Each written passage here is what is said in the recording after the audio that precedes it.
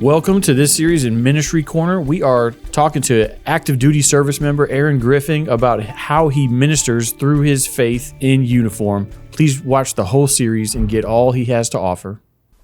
Hey, welcome back, guys, to the Ministry Corner. This is episode 3 of Ministry in the Military, and we're going to kick it right back off. We're going to go into servant leadership. So Aaron.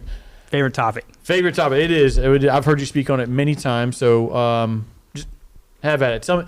Tell me why servant leadership works for a Christian in the military, and how often you see it employed. Yeah, but before I do that, let me tell you what's really cool. So the first time I heard about servant leadership, it was in a church setting. Okay. I think you hear about it a lot because Jesus demonstrated servant leadership. So why that's so cool is there was a particular school I was going to, professional military education, and I'm in that school. It's a 2-week-long class, and one of the topics that comes up is servant leadership. And I'm like, oh man, this is awesome. We are learning about servant leadership in the Army. Not only are we learning about it, but the Army, servant leadership it's black and white in doctrine as a style of leadership that's effective. And maybe it'd be a good idea to define servant leadership. Sure, too. go ahead. And I can tell you how the Army defines it, and then maybe you could tell me what you think. But the Army essentially says that it is putting those subordinates in the Army, putting them first in order to accomplish the mission and better the organization. So that's what servant leadership is in the Army's definition, which I don't think is too far off the mark with. Yeah. So when we first joined back in 2000, they had these core values they gave us, right? And one of them was selfless service, right? Mm-hmm. And so no different. This is for the Christian. This is selfless love, sacrificial love, right? We can give it all the kinds of military terms we need to, but bottom line, it's putting others' needs first. Absolutely. Right? And when you and I first joined the Army way back over 20 years ago, mm-hmm. I'm sure you saw it. I saw it. You had leaders dressing up in their blues and serving chow in the chow hall. Yeah, mind blowing to me. It was actually my first full day in my first unit. Yeah. Was Thanksgiving in Korea. I had no idea this was coming, and I come down into the chow hall for the first time. Probably still had eye crusties in my eyes, right, from waking up. And here is everybody that's first sergeant. We didn't have a sergeant major. We were that small of a unit. Right. So the first sergeant and all the senior officers in the unit in their mess hall or dress blues, and they're serving us food. And I'm a private. I'm an E1, and I'm like, what the heck is going on? But it was modeled that early on in my career, and I had such a great appreciation for it that even it was just one day a year, they said, you know what, we're going to do this Thanksgiving thing right. Yeah, and then Simon Sinek, he says, leaders eat last. And I know that you were a senior NCO, mm-hmm. and I'm sure you can recall times where you're out in the field and somebody brings out chow. Before you go stuff in your face, you're going to make sure that all your soldiers eat first. And mm-hmm. that's another example. So we've in the Army, we've done servant leadership for as long as there's been a generationally. That's not a new thing. Like you said, it's at the core of who we are when it comes to raising it. I'm not sure if it works in all the other branches, but I know specifically the Army is all about servant leadership. Yeah, and then it was a guy, Robert Greenleaf, in the early 1970s who actually coined the phrase servant leadership. And that's what they teach his 10 principles in our professional military education. And we can talk about those here in a second. But before I do that, in our previous episode, you mentioned the movie We Were Soldiers and, mm-hmm. and Hal Moore. Yeah. Like if you want an example of a military leader who demonstrates servant leadership, Hal Moore. He gets after it. He does it. They make it seem like it in the movie, but you said there's a book that I haven't read. So We Were Soldiers Once and Young. I encourage you to read it. Yeah, I'll get to it one day, I'm sure. I'm going to get it for you for Christmas. Right. Good. Okay, and fine, I'll read it if you get it for me. But I'm guessing in the book we see even more display of servant leadership from him is kind of what you're getting at. Absolutely. And going back to the movie, though, because I know you like movies, mm-hmm. when I was sitting there learning about servant leadership in an Army classroom, they were showing clips of Mel Gibson portraying Hal Moore, just examples of servant leadership. And it really resonated with me. But before Hal Moore was doing it 2,000 years ago, Jesus Christ was demonstrating servant leadership. Yeah, well, I think it's important to connect those dots, right? So Hal Moore is clearly shown as a Christian man, devout in his faith in that movie, and I would imagine in the book. And so his inspiration was Jesus Christ modeling that servant leadership, So yeah, I'd like to think so. Yeah. Yeah. So, all right. So you said there's the 10 principles. Yeah, there's 10 principles. I feel like I'm at a promotion board, but I'll try to rattle them off. Give us the ones that stand out to you. We don't need to rattle them all off. I got this. So you got all right. Stewardship. All right. Foresight, conceptualization, persuasion. Okay. Building community, listening, empathy, awareness, commitment to the growth of others. And I think we'll talk a little bit about that with the Level Up initiative we've talked about before. And then the last one we talked about in our last conversation, healing. Those are your 10 principles. Okay.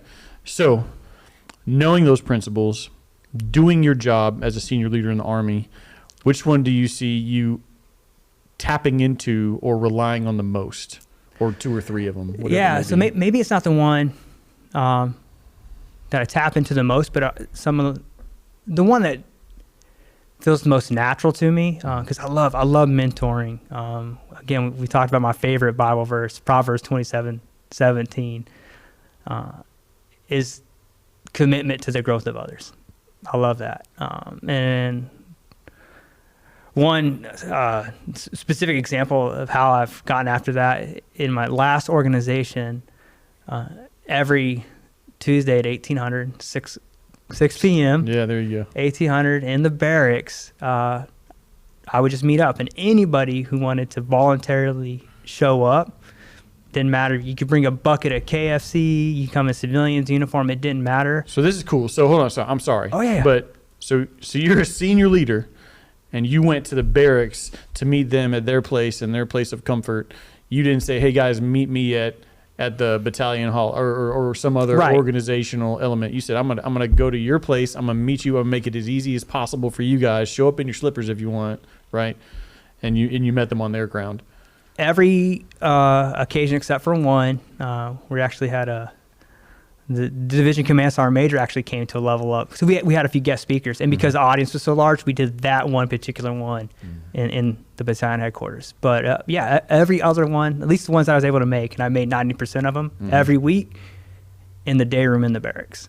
But this was you pouring into them on a soldierly level? Was this a spiritual, a mental? Like, was there a different topic all the time? Like, what were you accomplishing or attempting to accomplish in these things? So, my goal ultimately was just to help people become better versions of themselves. I know it may sound hokey, but that was the goal. In a previous organization, I saw another command sergeant major who participated with the BOSS program, Better Opportunities for Single Soldiers. And he did something very similar where he'd volunteer and help soldiers across the installation prepare for boards. So I saw that. I knew there was an appetite for it, but I wanted to do something specific to my unit. So that's kind of where I got the idea.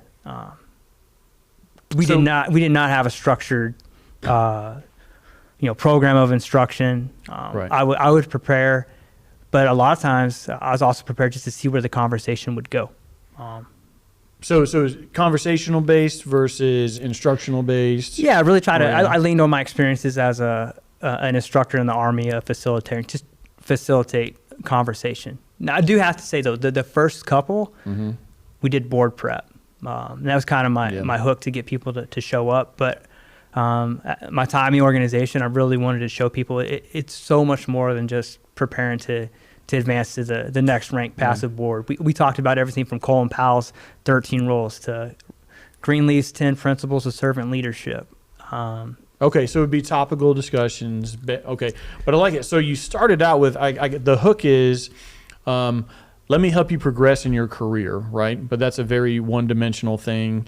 And then you allowed it to grow into, let me help you develop as a person, right? Versus just progressing and getting a promotion and achieving a benchmark. But let's talk about the authentic person you need to be if you're going to fill these roles, right? Yeah, that's what I aim to do. I know that, again, you look for those little signs of affirmation that you're doing the right thing. Mm-hmm. I had this one specialty for no desire to go to the board.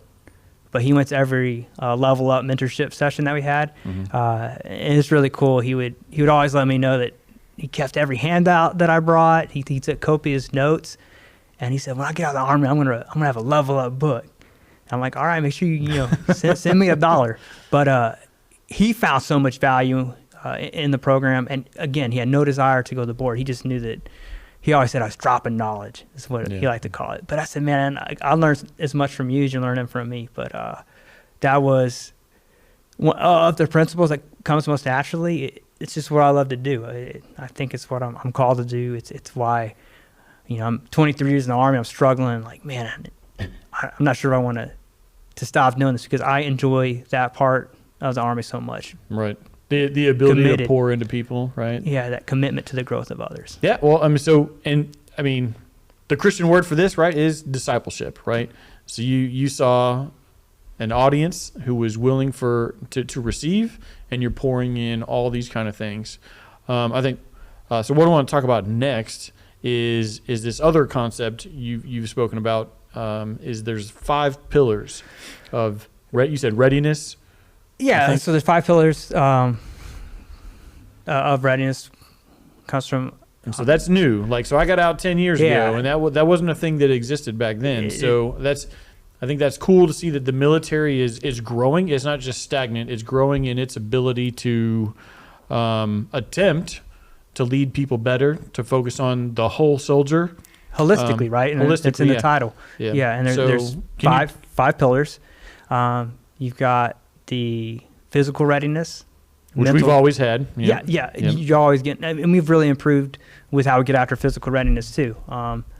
That would be, if you were to show up today in the Army, as opposed to when you got out, you would see vastly different way we go about our physical readiness.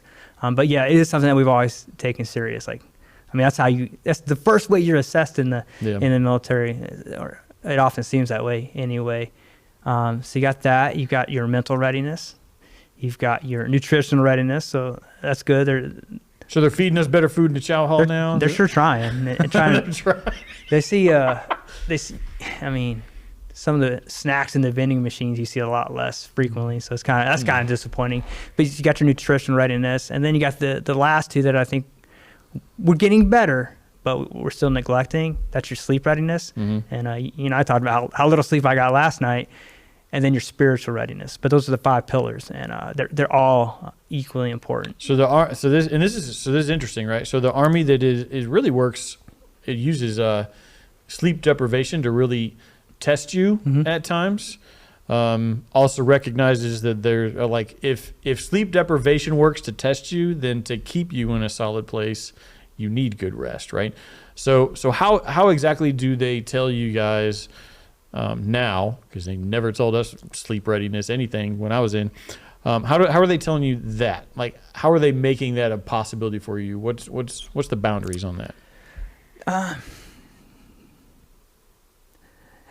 It's tough to outline what the boundaries are. I think we're still neglecting it. Okay. But it's a recognition that it's a recognition. Need, right? I could tell you that in FM 7-22, it encourages naps now. So it encourages naps. It does. In the holistic health and fitness, yeah, it does. It encourages naps. Yeah. Does your NCO encourage naps when you're supposed to be in the motor pool? No, but I have had. So we got the staff duty, the 24-hour duty where you got to stay awake. Yeah. I have seen it come up in feedback for that quite often. Hey, H2F says we should get naps. I'm like, all right. But so it has come up. Whereas 10 years ago when you were in the Army, absolutely not. Yeah. That it wasn't even on the table. But I think it's an area where you can leverage the chaplain in an organization to get out there and kind of encourage people to help meet their spiritual needs. I think when you talk about spiritual readiness, it's very important for leaders to demonstrate how they get after spiritual readiness. So with me, my spiritual readiness is my Christian faith. Right. So it's an opportunity for me to say what works for me. Well, that's kind of what's cool, right? So they acknowledge, so for the Army to acknowledge that spirituality is a thing, yes, is an accomplishment in itself, right? Spirituality is a thing. We're going to acknowledge that good spirituality is going to make you a better prepared soldier or human being in general. And more resilient. They right. really, the resiliency training, yes. which you've been a part of as well, right? So, so with them recognizing that, you said they're still neglecting it in the sense of it's kind of hard to formulate that for everybody, right? Because we've got different faith, combination of different backgrounds and all these kind of things in the Army. So that is kind of hard to model. But they open the door for you to say, let me talk to you about some spiritual readiness right now. Yeah, and, right? and as we're having this conversation, you're asking good questions they have me thinking, like, so my next organization, how are some ways that I can help foster and encourage that spiritual readiness, so that we continue to move to change and progress forward with it. Because again, they're all 5 pillars are equally important. And when one's not right, the check engine light goes on. And, well, I think it's important. Like, we're not here to recruit people for our faith, right? We're here to demonstrate that, hey, if you see me and I seem well balanced and prepared for anything, it's because I got a spiritual readiness you might be lacking. And let me tell you about that. Let me offer you that solution, that pathway to freedom, to peace, to comfort, to joy, whatever it is. Contentment, right? Contentment's good in the Army, right? But bottom line is really cool. The Army has opened that door, so any leader with spiritual background, any peer with spiritual background can at any time hit that flex point of spiritual readiness with anybody else they see in need and lend them that hand, that offer of hope. Yeah, but you just got to be very careful that you're not forcing it upon anybody. But you see very often you see commanders who are kind of gun shy with it. I've met several Christian commanders who they're hesitant to even attend a prayer luncheon or a prayer breakfast, unfortunately, because they don't want to show that they're favoring one religion over another. Yeah. But again, I always preface it with, this is what works for me, tried and true. Yeah. Well, and I think so. I don't think you'd experience that with, and I could be wrong. Because I'm usually surrounded by Christian leaders, right? I don't think you would see that same apprehension for a Muslim commander who, hey, there's going to be a Muslim event on base or whatever. He's probably going to go to it and be like, hey, this is my faith. This is what I do, right? And so I think we should have some comfort and some confidence as leaders or even just members of the military. Like, you go where your faith is, and that's okay. Like, it's your faith for a reason. And if you're ready to, I say this as an encouraging word, not as a trying to put anybody down. Right. I think we should be encouraged to say, you know what, if I'm Christian and there's a Christian event, I'm going to go to it. That was an open call to people just like me, and I'm going to show up and I'm going to let everybody else see what faith group I belong to. And because I have that faith group, I can go and serve people of other faith and serve them well without forcing my religion down their throat, because that's always the accusation, right? And I think that's probably the fear that most of those people in senior positions are concerned about. They don't want the accusation.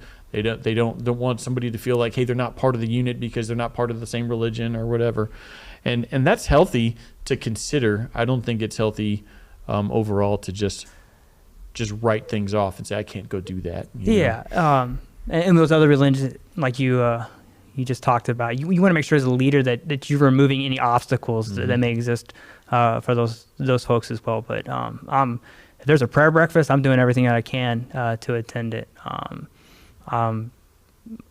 Pastor Tony always talks about, hey, put it on the calendar. That the level up was something we put on the calendar. Not my last chaplain, but the one before. We put on the calendar every Tuesday morning prior to PT, physical fitness formation. We would pray for the organization together. Awesome. And that was on the calendar. But that was those were ways that I demonstrated my spiritual readiness. Yeah, and so here's the cool thing, right? Yeah. So Whether your soldiers know about you stopping and praying for them every Tuesday or not, whether they appreciate it or not, they've got a wife or a husband or parents. Somebody is appreciating the fact that you're taking the time to stop and pray and be asking for that hand of protection and guidance over that entire unit, which includes every member in it. Yeah, and the only one that knew was the chaplain, and I guess now anybody watching now. Yeah, but sure. But yeah, and I know there's power in prayer, and they recovered in prayer. But then I also wasn't shy especially when I was maybe mentoring the first sergeants. I was really quick to let them know, hey man, I've got something outside the Army. It's church. Church is really important to me. I got friends if I'm going through something that I could talk to. And you've been that friend for me several times. And I encourage them, maybe it's not church, but you got to find somebody that you can talk to, you can pour in, because it's tough, and it gets tougher and more challenging as you progress in rank. Yeah. Oh, like you said in an earlier episode, right?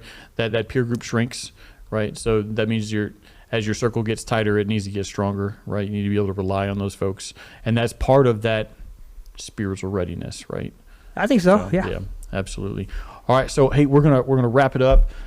So guys, this is the end of episode 3. We'll see you for episode 4 really soon.